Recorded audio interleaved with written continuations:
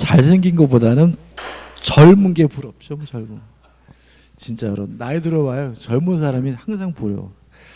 그 제가 어렸을 때 이제 저희 어머니가 여자 농구나 저 여자 배구를 보면 다 이쁘다는 거예요. 여자 선수들이. 그래가지고 아유 엄마 어떻게 다 이쁘냐고. 이쁜 애도 있고 안 이쁜 애도 그런데 나이 들어 보니까 다 이뻐. 근데 그게 그 뭐라 그럴까 그 뭐라 성적 그런 문제가 아니라 그냥 어리면 남자도 이쁘고 젊으면 여자도 예쁘고 다 예뻐지더라고요. 그래서 항상 젊은 사람이 제일 부러워요. 자, 이제 마지막 시간입니다. 민사특별법이죠. 1번. 다음의 내용은 주택임대차 보호법에 대한 설명이다. 옳지 않은 거예요. 일단 1번 보시면 주택임대차는 주거용 건물에 적용되는데 주거용 건물이냐 아니냐 여부는 임대차 계약 시를 기준으로 해요. 또 형식적으로 판단하지 않고 실질적으로 판단하거든요. 따라서 1번. 처음 새 들어올 때 건축물 관리대장의 공장으로 되어 있는 건물이었는데 그 안을 고쳐 방과 주방을 만들어 놨길래 계약이잖아요. 그러면 계약할 때 요 실질적으로 뭐란 얘기죠? 주거용이라는 거죠. 따라서 살림을 하고 있는 경우라도 주택임대차 보호법의 대상이 된다. 오, 맞는 질문이죠. 자, 주민등록을 하면 대항력이 인정되는데 주민등록은 꼭 임차인의 주민등록일 필요는 없고요. 가족의 주민등록이라도 대항력이 발생하거든요. 2번.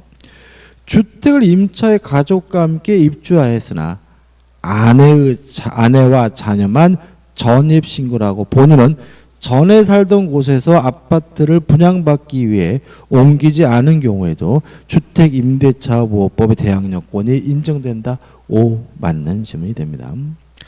또 3번도 마찬가지죠. 가족의 주민등록만으로도 충분해. 따라서 주택임대차 계약은 시골에 사는 아버지의 이름으로 임차인이 뭐죠? 아버지인 거죠. 실제로는 학생의 아들이 입주하여 주민등록을 한 경우에도 주택임대차 보호법의 대상이 된다. 오, 맞는 질문이죠. 4번. 저당권 등 어떤 권리도 없는 주택을 임차하여 입주와 전입신고를 했으나 얼마 후 저당권이 설정돼 확정일자를 받았잖아요. 그러면 생각해 보자고요. 자, 이 사람은 주택임차권이 뭘 갖췄냐면 대항력권을 갖췄죠. 그리고 나서 뭐가 설정됐습니까? 저당권이 설정되고 그리고 나서 뭐가 됐어요? 확정일자를 갖췄어요. 그러면 경매가 이루어지게 되면 모든 저당권은 무조건 소멸된다는 원칙에 따라서 저당권은 뭐 되지 않아요? 소멸되지 않고요. 소멸되고요. 주택임차권은 원칙적으로 뭐 되지 않죠? 소멸되지 않죠.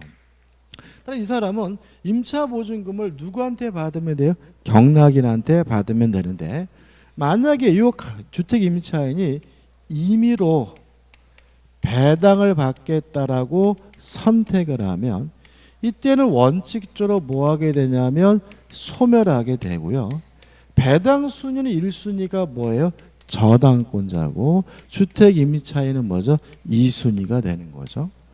그래서 여기서 예외를 인정합니다. 그래서 저당권이 받고 남는 게 별로 없어서 주택임차인이 다 받지를 못했다면 다시 말하면 보증금의 잔액이 존재한다면 이때는 뭐 하지 않습니까? 소멸하지 않는다. 다만 주의하실 것은 이 보증금 잔액을 가지고 2차 두 번째로 이어진 경매 절차에서 뭐는 받을 수 없죠? 우선 변제 받을 수는 없다라는 거까지 확실하게 정리하시고요. 중요한 사례죠. 따라서 계속 보시면 그 경매가 되었고 배당을 선택해 받아보니 앞선 저당권자가 받아간 후 남은 것이 적어 보증금 중 일부만 받게 되었다. 그러면 보증금의 잔액이 존재하면 뭐 하잖아요? 소멸되지 않으니까 이 경우에는 나머지는 못 받고 집을 비워줘야 한다는 질문은 X가 되고요. 답은 뭐죠? 4번이 되는 거죠. 5번 저당권이 한 개 설정되어 있는 집을 임차하여 입주와 주민등록을 마치고 확정일자를 받았어요. 그럼 이 사람은 최우선순위 저당권보다 늦으니까 경매가 이루어지게 되면 무조건 뭐가 돼야 돼요? 소멸돼야 되므로 얼마의 하나의 근저당권이 설정되었고 이 근저당권자 경매를 신청했다. 이때 임차인은 낙찰자에게 대항할 수 없다. 맞는 질문이죠. 그래서 이 실제로는 요 4번과 5번 두 가지를 이해하는 것이 대단히 중요하기 때문에 뒤에 사례 문제에서 또 다룬단 말이죠. 2번입니다. 주택 임차권의 대항력에 관한 설명 좀 옳지 않은 건데 이거 뭐 답만 볼게요. 3번을 보시면 매도인으로부터 매매계약의 해제를 해제 조건부로 임대 권한을 부여받은 매수인이에요. 그러면 매수인이 등기했어요? 안 했어요? 안 했죠. 그러면 등기하는 매수인과 임대차 계약을 했을 때는 해제로부터 제3자로서 뭐 받지 못해요? 보호받지 못하거든요. 따라서 매수인이 주택을 임대한 후 이 매매 계약이 해제된 경우에도 임차인이 그 주택에 입주하고 주민등록을 마친 경우에는 매도인의 명도 청구에 대항할 수 있다가 아니라 없다가 되겠죠. 답은 뭐죠? 3번이 됩니다. 4번, 5번은 반복적이죠. 3번 문제입니다. 옳은 찾네요. 1번 다세대 주택은 지분뿐만 아니라 동호수까지 정확해야지만 대항력이 발생하므로 1번은 뭐죠? X가 되고요. 2번도 좀 잘 나오는 편인데 읽어보면 주택 임차인이 그 지위를 강화하고자 별도로 전세권 설정 등기를 했어요. 자, 이런 경우 우리 판례는 이 사람은 주택 임차권도 있고 전세권도 있고 두 가지 권리를 갖고 있는 것으로 보고요. 두 가지 권리는 전혀 별개의 권리로 인정합니다. 따라서 만약에 주택 임차인으로서 배당을 신청했으면 아직 전세권자로서는 배당 신청 안 한 거고요. 전세권자로서 배당을 신청한 경우는 주택 임차권자는 배당 신청하지 않은 거예요. 왜요? 두 가지 권리 전혀 별개의 권리를 이해하기 때문에 임차인의 지위에서 경매법원에 배당 요구를 하였다면 전세권에 관하여도 배당 요구가 있는 것으로 본다. X가 되는 거죠. 3번 우선 변제권을 가진 주택 임차인으로부터 임차권과 분리하여 임차보증금 반환 채권만을 양수한 채권의 양수입니다. 가로에 뭐라고 나왔냐면 그 비금융기관이죠. 자, 이게 어떤 차이점이 있냐면 만약에 이 양수인이 금융기관인 경우에는 우선 변제권을요 이런 경우에 대위 행사할 수가 있고요. 또 금융기관인 경우에는 특히 상가 건물 임대차 경우에는 계약갱신 요구할 수가 있고 또 아니면 임차권, 등기, 명령을 대위에서 신청할 수가 있어요. 근데 조심할 것은 이 금융기관이 임대차 계약을 뭐 할 수는 없냐면 해제할 수는 없다는 거 주의하시기 바라고, 이에 반해서 만약에 이 양수인이 금융기관이 아니라 비금융기관인 경우에는 우선 변제권을 대의에서 행사할 수 없다는 것이 판례 입장이기 때문에 우선 변제권자 지위에서 배당 요구를 할 수 있다는 질문은 X예요. 물론 비금융기관을 기억하는 것보다 뭐가 더 중요하죠? 금융기관을 기억하는 게 더 중요합니다. 그 다음에 4번 한번 보시면 될 것 같고 5번 4번이 답이니까 50 보면 될 것 같고요. 5번 자, 대항 요건을 취득하려면 전입신고를 해야 되거든요. 전입신고를 한다는 것이 뭐냐에 대해서 우리 판례는 행정청이 수리해야, 행정청이 받아야 비로소 전입신고가 된 것으로 이해하기 때문에 5번은 뭐죠? X가 되는 거죠. 답은 뭐죠? 4번입니다. 4번입니다. 갑은 을에 대한 1억 원의 채권을 담보하기 위하여 을소의 액수주택의 저당권 설정 등기를 마쳤다. 그럼 여기다 이제 이런 것들은 뭐가 중요하죠? 순서가 중요하거든요. 그래서 첫째, 갑 앞으로 뭐가 설정됐죠? 저당권이요. 그 병은 2017년 10월 1일 X 보증금 2억 원의 임차에 인도받고 전입신고를 마쳤다. 그래서 그러고 나서 병이 주택 임차권을 취득했고요. 인도받았고 전입신고도 했고 확정일자도 했나요? 전입신고까지 마쳤죠. 그죠? 대항요건을 취득한 상태죠. 2018 1월 11일 정의 을에 대한 8천만 원의 채권으로 X주택을 가압류했어요. 그러고 나서 세 번째로 정 앞으로 뭐가 이루어졌죠? 가압류가 이루어졌죠. 2018년 4월 10일 문은 을에 대한 1억 원의 채권을 담보하기 위하여 X주택의 저당권 설정 등을 했죠. 아이고 되게 복잡하네. 그죠? 문은 뭘 했죠? 저당권이 설정됐죠. 2019년 2월 10일 X주택은 무 저당권 실에 위한 경매로 A에게 매각되었고 배당할 금액은 2억 5천만 원이다. 이에 관한 설명으로 옳은 거죠. 그죠? 자, 일단 경매가 이루어지게 되면 모든 저당권은 무조건 소멸된다 원칙에 따라서 저당권 소멸돼요. 가압류는 소멸될까요? 가압류도 소멸돼요. 제가 설명을 안 드리지만 이 가압류도 기본적으로 뭐 하는 거예요? 돈 받기 위한 것이니까, 배당을 받기 위한 것이니까 저당권과 마찬가지로 무조건 소멸되고, 또 용의권의 소멸 여부는 누구하고 비교하죠? 저당권자 비교하니까 이 주택 임차권도 무조건 뭐가 돼요? 소멸되거든요. 그래서 이 사례는 다 소멸되는 거거든요. 1번 A는 임대인 의뢰 지위를 승계한 곳으로 본다. X. 임차권도 뭐가 돼야 돼요? 소멸이 돼야 되죠. 다음 2번인데, 자 여기서 이제 배당 순인데 이 병은 공교롭게도 확정일자를 안 했어요. 그 이 사람에게 뭐가 주어지잖아요? 배당 순위가 주어지지 않고요. 1순위는 을이고 정과 무는 동순위예요. 다시 말하면 가압류권자와 후순위 저당권자는 배당 순위는 동순위이기 때문에 정과 무는 안분 배분 받게 되거든요. 그래서 갑이 먼저 받고 남는 거 있으면 정과 무가 2순위로서 뭐 받습니까? 안분 배분 받아 먹기 때문에. 2번 저당권자는 가압류 채권자의 우선함으로 무는 정에게 우선하여 변제받을 수 있다. X죠. 왜요? 무와 정은 동순입니다. 3번 경매로 인해 병의 임차권은 소멸하기 때문에 병은 A에게 주택을 인도해야 한다. 맞죠? 왜요? 병은 최우선순위 저당권보다 늦기 때문에 무조건 뭐가 돼야 되죠? 소멸돼야 되죠. 4번 병이 임대차 계약서상 확정일자를 받았어요. 근데 만약 이 사람이 확정일자를 받으면 이제 배당 순위가 어떻게 돼요? 갑이 1순위, 병이 2순위, 정과 무가 뭐죠? 3순위가 되겠죠. 따라서 병은 갑에게 우선하여 보증금 전액에 대해 우선 변제받을 수 있다. X죠. 갑이 뭐죠? 1순위입니다. 5번 병이 적법하게 배당 요구를 하였다면 배당받을 수 있었던 금액이 병이 적법하게 배당 요구가 없어서 정과 무에게 배당된 경우 병은 정과 무에게 부당이득 반환을 청구할 수 있다. X입니다. 자기가 배당 요구를 하지 않아서 배당 못 받은 것에 대해서는요. 정과 무에게 뭐 할 수 없습니까? 부당이득 반환을 청구할 수는 없어요. 따라서 옳은 것은 뭐죠? 3번이죠.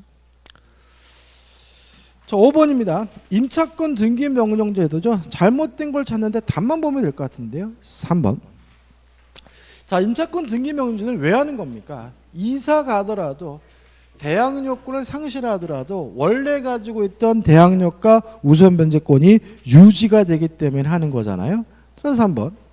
임차권 등기 명령 집행에 의한 임차권 등기가 격려된 이후에 임차인이 대항력권을 상실한 경우에는 이미 취득한 대항력과 우선 변제권을 상실한다는 지문은 X고 답은 뭐죠? 3번이 되는 거죠. 6번이죠. 자, 이런 건 뭐가 중요하다고요? 순서가. 6번 문제 우리가 한번 풀어본 겁니다. 보시면 갑은 을을 채권자로 하는 소액의 저당권이 설정된 무의 아파트를 3년 기간으로 임차에 거주하고 있는 중이죠. 그러면 맨 앞에 을 앞으로 저당권이 설정됐고요. 그리고 갑은 주택 임차권을 취득했고 이 사람은 임도받고 주민등록은 했죠. 주민등록은. 계속 보시면 무가 다시 병으로부터 금전을 대출을 받고 저당권을 설정해 주었다. 갑은 이사하면서 주시 주민등록을 전입신고를 하였으나 확정일자는 병에 저당권 설정 등기 이후에 받았죠. 그런데 문제는 뭐예요? 병 앞으로 저당권이 설정된 후에 갑이 뭘 한 거죠? 확정일자를 받은 거죠. 이것도 우리가 수없이 많이 했죠. 따라서 경매가 이루어지게 되면 모든 저당권은 무조건 소멸된다는 원칙에 따라서 을소멸하고 병소멸하고요. 주택임차권도 무조건 뭐가 되죠? 소멸된다. 왜요? 최우선순위의 저당권보다 늦으니까요. 배당순위는 을이 1순위고 병이 2순위고 갑이 뭐죠? 3순위다. 확정일자를 받으면 우선변제권이 인정된다는 말은 확정일자일을 기준으로 해서 뭐가 결정된다는 얘기죠? 배당일자, 배당순위가 결정된다는 말이죠. 따라서 옳지 않은 것은 3번이죠. 병의 저당권 실행에 의한 경우에 경락대금에서 갑이 보증금에 관하여 배당받지 못한 때에는 경락인에 대하여 임차권으로 대항할 수 있다. X다. 왜냐하면 최우선순위 저당권보다 늦기 때문에 경매가 이루어지게 되면 이 갑의 임차권은 무조건 뭐가 돼야 돼요? 소멸돼야 되는 거죠. 그래서 3번이 답이고 실제로는 결국은 요 사례는 좀 까다로운 거죠. 그죠? 까다로운 거고 일반적으로 요 정도 사례 가지고 좀씩 뭐죠? 변형을 해서 시험 문제를 내고 있으니까 정확하게 내 것으로 만들면 됩니다. 그럼 뭐 주택임대차 보험 끝이죠. 자, 상가건물 임대차 보호법인데 일단 두 가지예요. 자, 갱신 요구에 대해서 거절할 수 있는 경우죠. 자, 10년을 초과하지 않는 범위 내에서 상가건물 임차인은 갱신을 거절할 수가 있는데, 갱신을 요구할 수 있는데 원칙적으로 임대인은 갱신 요구를 뭐 할 수 없어요? 거절할 수가 없고요. 예외적으로 거절할 수 있는 경우가 있어요. 기억은 아니죠. 왜요? 2기가 아니라 몇 기입니까? 3기죠. 니은번입니다. 자, 임대인이 임차인에게 일정한 보상이잖아요. 자, 보상을 제공했다는 이유로 계약갱신 요구를 거부하려면 쌍방 합의가 존재해야 돼. 이거 조심하셔야 돼요. 그렇죠? 쌍방 합의가 존재해야 되기 때문에 일정한 보상을 제공하였으나 임차인 이를 다투는 경우에는 계약갱신 요구를 거절할 수 있는 경우가 아니에요. 니은번 나왔죠? 디귿번 갱신 요구 거절할 수 있고요. 리을번 임차인이 임차한 건물의 전부 또는 일부를 고의나 과실로 파손한 경우 아니죠. 고의 또는 뭐 해야 돼요? 중대한 과실, 중과실로 파손한 경우여야 돼요.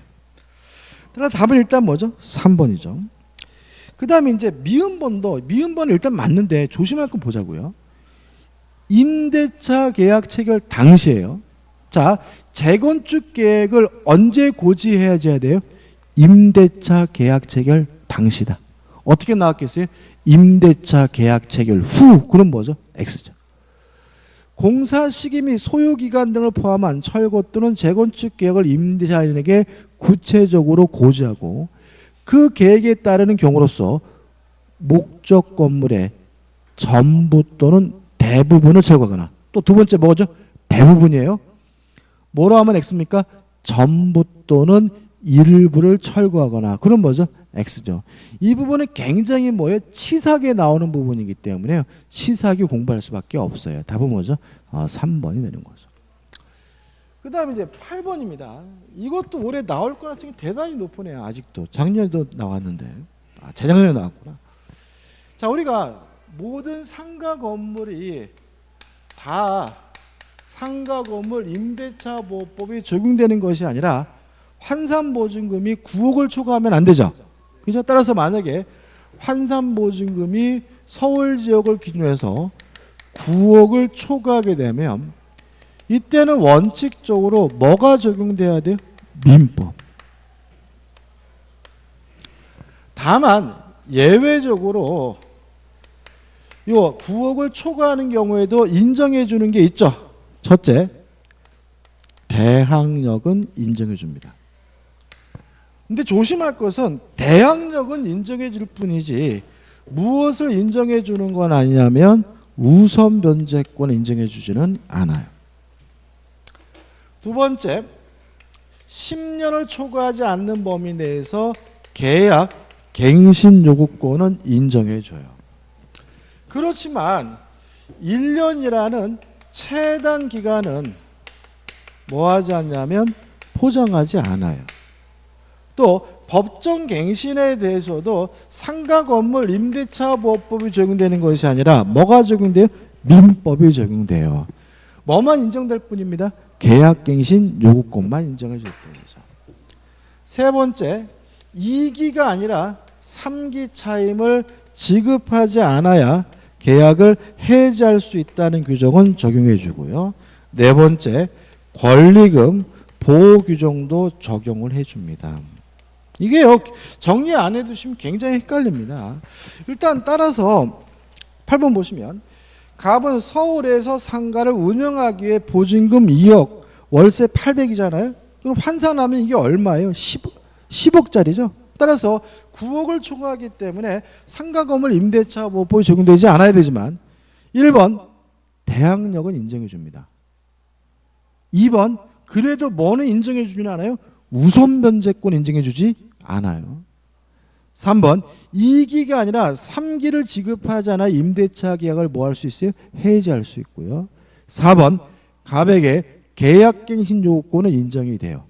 그렇지만 법정갱신된 경우 그 존속기간이 1년인 것은 아니에요. 왜냐하면 법정갱신은 뭐가 적용돼요?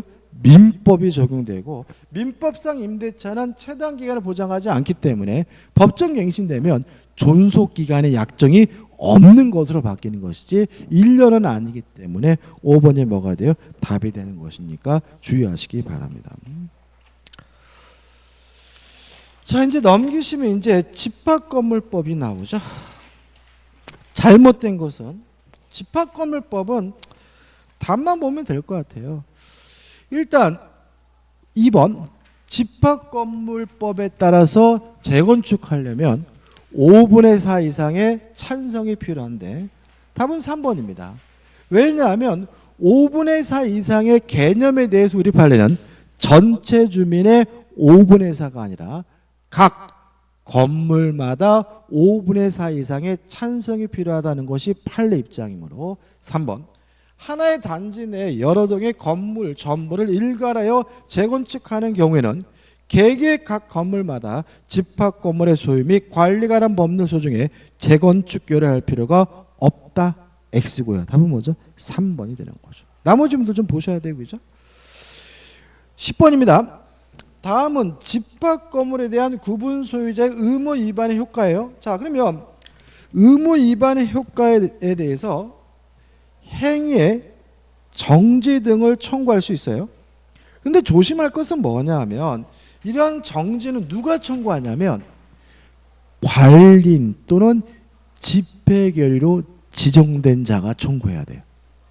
다시 말하면 각 구분 소유자가 개별적으로 청구하는 것이 아니거든요. 1번 구분 소유자가 공동의 이익에 반할 염려가 있는 행위를 할 경우에 각 구분 소유자는 그 행위에 정지 등을 청구할 수 있다. X. 개별적으로 청구하는 것이 아니라 관리인 또는 집회 결의로 지정된 구분 소유자만이 행위의 정지 등을 청구할 수 있다는 거 꼭 기억해 두시기 바랍니다. 11번입니다. 옳지 않은 것을 찾는데 일단 1번 중요하죠. 왜냐하면 체납관리비 중에서 뭐만 승계되죠? 공용 부분에 관한 체납관리비만 승계되거든요. 그래서 아파트 관리규약으로 체납관리비가 승계된다라고 규정을 했더라도 전유 부분에 관한 규정은 무효고요. 공용 부분에 관한 승계 규정만 유효하기 때문에 1번은 뭐죠? 맞는 지문이고요. 2번 연체료는 승계되지 않죠? 연체료와 연체관리비 차이점 아시죠? 연체료와 연체관리비 차이점 아시죠? 젊은 친구들이 모르시더라고. 다른 데서 막 이거 가지고 고민하는 거예요. 예를 들어서 봐요. 이번 달 휴대폰 요금을 안 냈어요. 안 낸 돈이 얼마냐면 5만 원이에요. 연체 요금이죠. 그래서 안 내는 바람에 연체료가 붙었어요. 5천 원이. 아시겠어요? 근데 이게 참 묘한 게 젊은 친구들이 모르는 거야, 이거를. 한 번도 관리비를 안 내봐서 그러나. 다시 말하면 연체 관리비하고 연체료는 다른 거 얘기죠. 그래서 우리 판례는 공영 부분에 대한 연체 관리비는 승계되지만 뭐는요? 연체료는 승계되지 않는다는 것이 판례 입장이기 때문에 2번도 뭐죠? 답이 될 수는 없는 거죠. 답은 뭐죠? 4번이죠. 왜요? 대지 사용권은 원칙적으로 일체성을 띠므로 전혀 부분과 분리하여 대지 사용권은 따로 처분할 수 없는 것이 원칙이므로 답은 뭐죠? 4번이 되는 거죠. 자, 12번입니다. 가등기 담보법인데, 자, 지금 가등기 담보가 실행이 되면 재산권을 뺏기잖아요. 그럼 언제까지 돈을 갚으면 되느냐? 1번, 청산금을 실제로 받을 때까지 변제하면 말소를 청구할 수가 있어요. 근데 만약에 청산금이 없어요. 그러면 언제까지 돈을 갚으면 되냐면요. 본등기 전까지. 따라서 2번, 청산금이 없는 경우에 채권자는 청산기간의 경과로 목적 부동산의 소유권을 취득하므로 말소 청구를 할 수 없다. X에. 근데 만약에 문제에서 다음은 가등기 담보가 아니라 양도 담보라고 나왔으면 이때는 2번이 맞는 지문임을 조심하셔야 돼요. 왜 그러냐면 보세요. 자, 변제기 후 실행 통지하고 2달 기다렸다가 청산금을 지급하고 본등기를 해야 소유권을 갖는 게 뭐예요? 가등기 담보잖아요.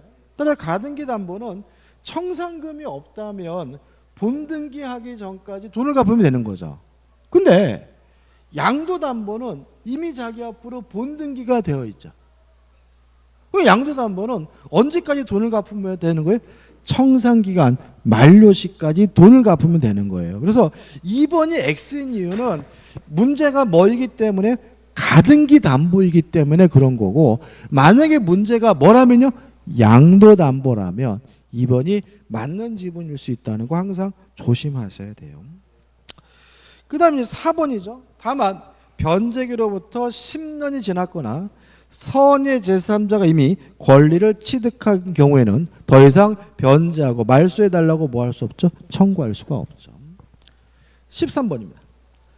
갑은 을에 대한 1억 원의 대여금 채권을 담보하기 위해 을소의 부동산에 가등기를 마쳤고 그 우병이 그 부동산에 저당권 설정 등기를 마쳤다. 이에 관한 설명으로 옳은 것은 1번, 갑이 담보권 실행을 통지할 때 청산금이 없더라도 2개월의 청산기간이 지나기 전에는 가등기에 기한 본등기를 청구할 수 없다. 맞죠?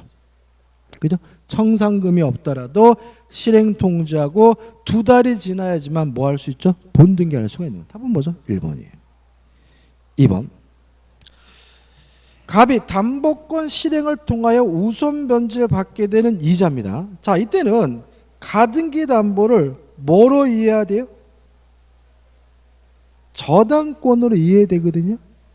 그죠? 근데 문제는 이자나 지연배상금 등 피담보 채권의 범위는 청산금 지급 당시를 기준으로 확정된다. X예요. 원칙적으로 실행 통지를 할 때 확정됩니다. 3번, 갑이 담보권 실행을 통지하고 2개월 후 청산기간이 지난 경우 청산금의 지급이 없더라도 을은 대여금을 변제하고 가등기 말소를 청구할 수 없다. X죠. 왜요? 청산금을 지급받기 전까지는 변제하고 말소해달라고 청구할 수 있잖아요. 4번, 갑이 주관적으로 평가한 청산금의 액수도 유효해요. 유효하기 때문에 정당하게 평가된 청산금의 액수에 미치지 못하는 담보권 실행 통지는 효력이 없다. X가 되는 거죠. 5번, 자, 청산금을 계산할 때 어떻게 계산해요? 목적물의 가액에서 자신이 받을 채권액과 선순위 권리자가 받을 채권액을 합산해서 공제하죠. 특히 누구 거는 공제하지 않아요? 후순위 권리자가 받을 돈은 공제하지 않아요. 지금 문제에서 그 병이 그 부동산의 저당권 설정 등이 맞았잖아요. 그럼 병은 뭐예요? 후순위 권리자니까 병이 받을 돈은 뭐 하지 않습니까? 공제하지 않으므로 그 당시 목적 부동산에 존재하는 모든 피담보 채권을 공제한 잔액이다라는 질문은 X가 되고요. 답은 1번이 되는 거죠. 14번입니다. 갑은 그 소유 토지에 관한 을에 대한 차용금 채무의 담보 목적 을 앞으로 소유권 이전 등기를 하고 양도담보네요. 원리금을 변제하면 반환받기로 약정하였다. 이 사안에 관한 다음 설명 중 옳지 않은 거죠. 3번.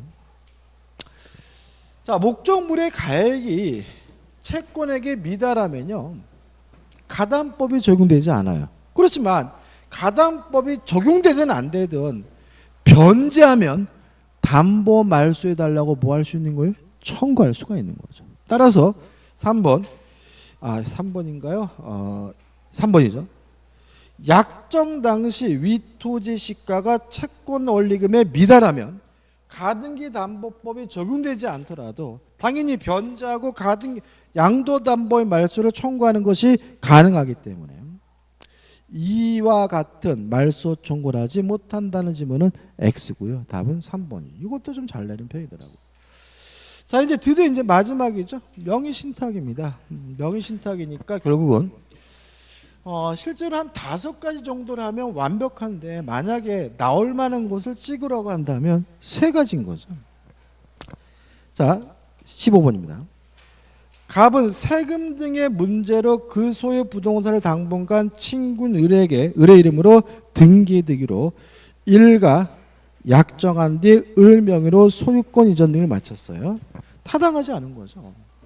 그러면 이자가 명의신탁인데 갑이 을과 만나서 명의신탁 약정을 하고 갑이 을에게 이전 등기를 해주면 약정도 무효고 등기도 무효잖아요. 그래서 갑에게 명의신탁자에게 아직도 소유권이 있으니까 갑은 자신이 소유권이란 이유로 의뢰 등기에 대해서 말소해달라고 청구할 수는 있어요. 근데 문제는 1번이 문제예요. 1번. 갑은 을에게 명의신탁 약정을 해지하고 소유권 이전 등기를 청구할 수 없다는 질문은 맞는 거예요. 자, 왜 맞냐면 해지라는 것은 뭐냐면 유효한 계속적 계약을 장래향하여 그 효과를 소멸시키는 거거든요. 지금 갑과 을 간의 명의신탁 약정이 이미 무효예요. 무효이기 때문에 뭐 할 수 없어요? 해지할 수가 없는 거예요. 그러니까 해지할 수 없으니까 해지하고 이전 등기해달라고 청구할 수 없다는 질문은 맞는 거죠. 그럼 어떻게 하라는 얘기예요? 갑은 2번 소유권을 이유로 을명의에 몰려 말소를 청구해야 되는 거죠. 그래서 1번과 2번은 모순되는 것이 아니라 둘 다 맞는 것이니까 주의하시기 바랍니다. 답은 뭐죠? 5번이죠. 자, 을이 병한테 팔아먹으면 병은 선악불문하고 뭘 갖습니까? 소유권을 갖습니다. 다만 아는 것을 넘어서 적극 가담하면 반사회적 법률에서 무효가 되죠. 답은 5번이 아니라 답은 3번이. 답은 뭐죠? 4번이죠. 4번. 그죠? 4번. 위 3의 경우 병이 을과의 매매계약 체결 당시 위부동산의 실소유자가 갑이라는 사실을 알았더라도 선악불문하고 소유권을 가지므로 갑은 병에 대항하여 명의신탁의 무효를 주장할 수 있다는 질문은 뭐죠? X가 되는 거죠. 16번입니다. 2014년 갑은 친구 을과 명의신탁 약정하였다. 그 사실을 알고 있는 병은 명의수탁자 을과 매매계약에 따라 을 명의의 X토지의 소유권을 이전해 주었다. 다음 설명 중 옳은 것은? 자, 지금 갑과 을이 한 것이 계약 명의신탁이죠. 그래서 갑과 을이 명의신탁 약정을 하고 네가 돈 줄 테니까 사라 위임까지 했다고 가정을 해볼게요. 그리고 매도인인 병과 만나가지고 매매계약을 하고 병에서 을로 뭐가 이루어졌죠? 이전 등기가 이루어졌잖아요. 자, 갑과 을 간의 명의신탁 약정은 무효예요. 근데 이 등기가 유효한 경우가 있어요. 매도인이 뭐라면요? 선이라면. 근데 문제 지문에서 그 사실을 알고 있는 병이잖아요. 따라서 병이 악이라고 나와 있기 때문에 등기도 무효인 거예요. 그러면 을에게 뭐가 없습니까? 소유권이 없고 매도인에게 아직 뭐죠? 소유권이 있는 것이므로 1번. 을은 X 토지에 대한 소유권을 취득한다. X죠. 2번. 갑은 병에 대하여 X 토지에 대한 소유권 이전 등기를 청구할 수 있다. X에 왜요? 갑과 병은 아무 관계가 없으니까. 3번. 을이 X 토지의 소유권 이전 등기를 말소하지 않더라도 병은 을의 매매 대금에 반환 청구를 거절할 수 없다. X죠. 자, 왜냐하면 이 갑과 을 간의 관계가 지금 무효잖아요. 무효면 원상 회복해야 되는 관계는 뭐죠? 동시행 관계니까. 동시이행 관계는 뭐죠? 동시행 관계니까. 결국은 말소하지 않으면 돈 못 주겠다라고 뭐 할 수 있어요? 거절할 수가 있는 거죠. 4번. 을이 X 토지를 정에게 매도하여 소유권 이전 등기를 한 경우 정은 X 토지의 소유권을 취득한다. 맞죠? 왜요? 항상 명의수탁자가 자기 앞으로 등기된 것을 기하로 팔아먹으면 제3자는 선악불문하고 소유권을 갖죠. 답은 4번입니다. 5번. 을이 X 토지를 선의 정에게 매도하여 소유권 이전 등기를 해준 경우 을의 행위는 병의 소유권에 대한 침해 행위가 아니다. X죠. 을의 등기가 무효이기 때문에 누구에게 소유권이 있어요? 병에게 소유권이 있고 따라서 팔아먹는 행위는 병의 소유권의 침해가 되겠죠. 17번입니다. 2015년 5월경 명의신탁자 을과 명의수탁자 병의 약정에 따라 병은 매수인으로부터 부동산을 매도인 갑과 매매계약을 체결하고 자신의 명의로 소유권 이전 등기를 격려받았다. 그러니까 이거는 결국 계약 명의신탁인데 뭐가 뒤바꿔 놨어요? 갑을 병이 뒤바꿔 놨죠. 그죠? 지금 명의신탁자가 누굽니까? 을이고 명의수탁자가 누굽니까? 병이고 매도인이 누군가요? 갑이죠. 그 다음에 여기서 또 특이한 것은 뭐냐면 아직 모르겠네요. 옳은 것을 모두 고릅니다. 기억. 갑이 명의신탁 약정 사실을 알지 못했어요. 만약에 매도인이 선이라면 병 앞이 이루어진 등기는 뭐죠? 유효함으로 을은 병에 대하여 소유권 이전 등기를 청구할 수 있다. 맞나요? X죠. 왜냐하면 갑이 선이면 병의 등기는 뭐죠? 유효하기 때문에 병은 확정적으로 뭘 가져요? 소유권을 가져. 따라서 을은 병에게 소유권 자체를 이전해 달라고 뭐 할 수 없습니까? 청구할 수는 없는 거죠. 누구 거예요? 병 거니까. 맞죠? 다만 병은 위임하면서 지급한 대금에 대해서만은 부당이득으로서 뭐 할 수 있어요? 반환을 청구받을 수 있죠. 따라서 니은번. 갑이 명의신탁 약정 사실을 알고 있었던 경우 병은 갑에 대하여 매매 득임의 반환을 청구할 수 있다. 맞나요? 자, 이런 얘기죠. 매도인이 악이면 병의 등기는 뭐예요? 무효죠. 그죠? 그러면 병은 뭘 취득하지 못했어요? 소유권을 취득하지 못했으니까 갑은 병에게 등기에 대해서 말소를 청구할 수 있고요. 병은 갑에게 내가 준 돈 내놔라 매매대금 반환을 뭐 할 수 있어요? 청구할 수 있을 테니까 이 니은번은 뭐죠? 맞는 질문이죠. 디귿번. 갑이 명의신탁 약정을 알고 있었던 경우 을은 갑에 대하여 진정 명의 회복을 원인으로 한 소유권 이전 등기를 청구할 수 있다. X죠. 을과 갑은 아무 관계 아닙니다. 을은 갑에게 아무것도 청구할 수가 없죠. 1번. 갑이 명의신탁 약정을 알고 있었던 경우 을은 갑을 대하여 병등기의 말소를 청구함과 동시에 갑에 대하여 매수인의 지위에서 소유권 이전 등기를 청구할 수 있다. X입니다. 알든 모르든 갑을과 갑은 아무 사이 아니에요. 따라 답은 뭐죠? 니은번에서 2번만이 답이죠. 아무튼 뭐 올해도 결국은 16번, 17번에 나와 있는 것처럼 계약 명의 신탁에 대해서 시험 문제를 낼 것 같으니까 좀 꼼꼼히 좀 보시기 바라고. 그동안 수업 들으시느라고 너무 고생 많으셨고요. 그리고 여기 계신 분들은 한 분도 빠짐없이 모두 합격하기를 간절히 빌겠습니다. 근데 항상 제가 드리는 말씀인데 정답은 있어요. 긴장하지 마시라고요. 그러니까 이게 보면은 우리가 이제 공인중개사 민법은 어려운 것을 틀려서 떨어지기보다는 긴장하시거나 뭐 이렇게 멍해지셔가지고 평상시 알고 있고 반드시 맞출 수 있는데도 불구하고 틀려서 떨어지는 경우가 많거든요. 그래서 자신감 잃지 마시고 그날도 허둥대지 마시고 꼭 침착하게 푸시면 충분히 다 합격하실 수 있습니다. 그동안 수고 많으셨습니다. 고맙습니다.